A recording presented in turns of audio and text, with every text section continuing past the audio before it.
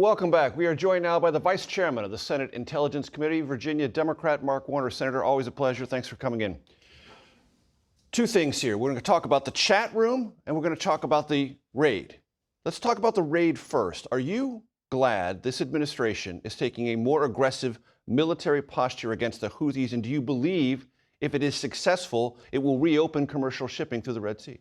I think we should take more affirmative action. I think the administration is doing the right thing. I would rather them do it with more of our allies involved, but the fact that Donald Trump's America First is turning quickly into America Alone. But the basis of going after Houthis in a stronger, tougher way, I agree with. The administration argues the Biden administration didn't do enough. Do you agree with that? I think the Biden administration took repeated action against the Houthis. I think they could have done more. All right. Now, let's get to the chat room. What is your experience? Do you use Signal, for example? Yes. Signal is safer than your normal cell phone because the Chinese, through Salt Typhoon, have penetrated our traditional cellular networks. Signal is better, but the Chinese, the Russians are trying to go after Signal. They've had some successful efforts. Everyone is warned in the intelligence community, do not use Signal for classified information. It is bright, it is bold, it is cyber and hygiene 101 in terms of how to stay safe. One of the things discussed in this chat, which the administration has said is accurate, was a reference to a high-value Houthi target at his girlfriend's house somewhere in Yemen, probably Sana'a, near the capital. David Martin, my exceptional colleague here at CBS, has reported that the Israelis are furious about this because they believe those who would read that could sort of backward engineer that and find something out that they shouldn't find out. Do you agree with that? What do you think the implications of that are? I have not seen any of the classified information about this, so I'm basing my knowledge on open source.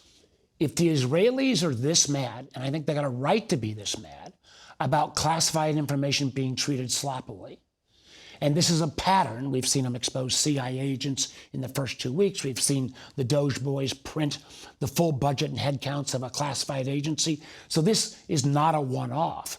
And what happens if the Israelis are this mad and the Five Eye partners, our key allies, are upset? Will they continue to share information with us if it's treated this sloppily? And if we don't see action taken by this administration, if someone is not held accountable, I believe Secretary Hegseth should resign or be fired. I think Mike Waltz should resign or be fired.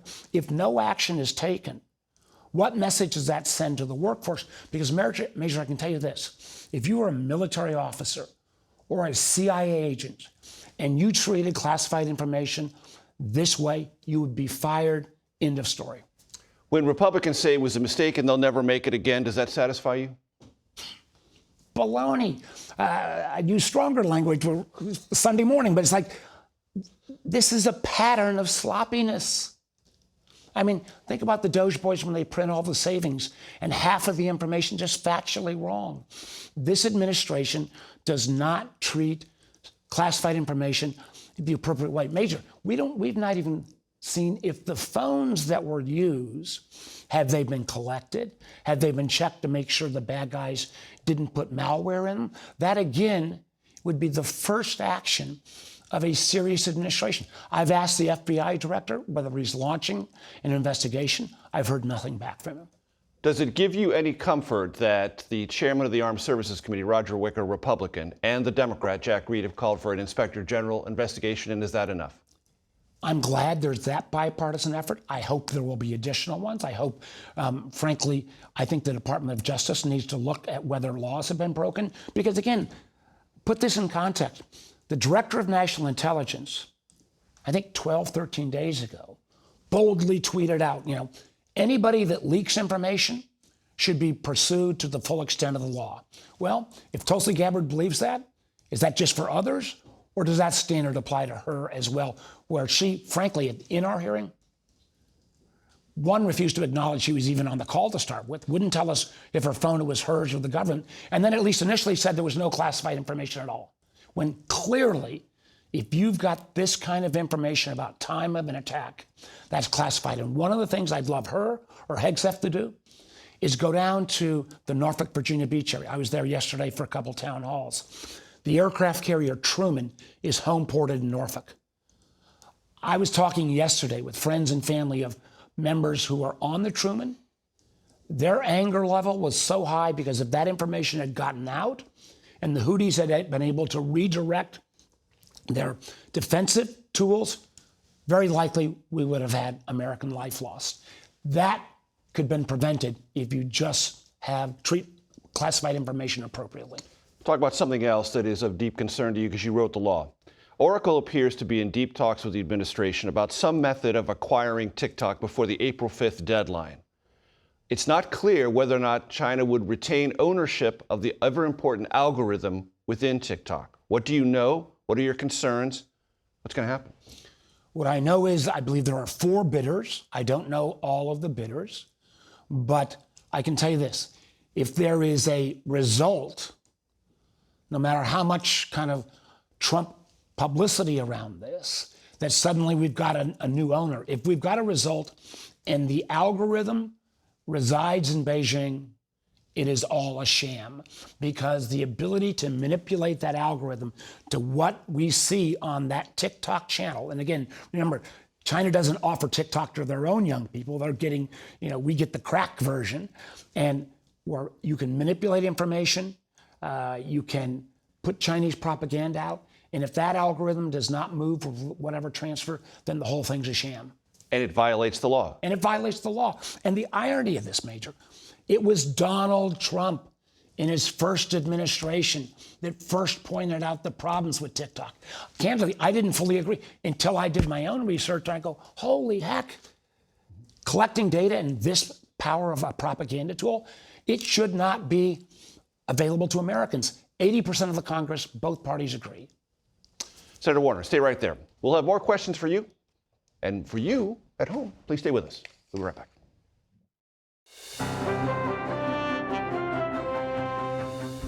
Welcome back to Face the Nation. We return to our conversation with Senator Mark Warner, Democrat, Virginia, Vice Chair of the Intelligence Committee.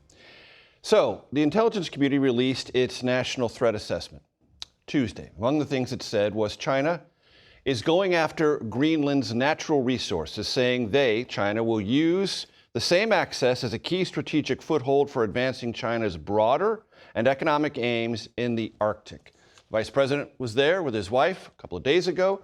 President Trump recently said 100% America will get Greenland and did not rule out, if necessary, the possible use of military force in America to do that. Is Greenland a legitimate strategic issue? Point one. Point two, how is this administration pursuing that legitimate interest, if there is one? Point one, Greenland has got a lot of rare earth minerals and has enormous value, just as many other places around the world do. So, legitimate interest and stronger ties with Greenland? Absolutely. The idea that we are going to threaten a military invasion against a population that, at least everything I've read, overwhelmingly, the people in Greenland don't want to become part of America. Going against Denmark, who is a NATO member who rules Greenland currently, this whole approach that Trump has of treating our allies, I mean, we turned Canada into a enemy, our allies as not allies, and suddenly wanting to buddy up with Putin in Russia or with Xi and China. Think about it. America 3 weeks ago, voted with Russia, North Korea, I think it was Belarus, against everyone else who was a democracy because we wouldn't acknowledge that Putin started the war in Ukraine. This is a crazy foreign policy, and America is stronger when we have allies. America alone is weaker if we don't have that intelligence sharing, if we don't have these mutual defense pacts. That national threat assessment also had a notable shift, saying that the biggest threat to America was drug cartels, gangs, fentanyl, Islamic terrorists, not Russia and China. Do you agree? I think the threat of drugs is awful, and we need to do more against fentanyl.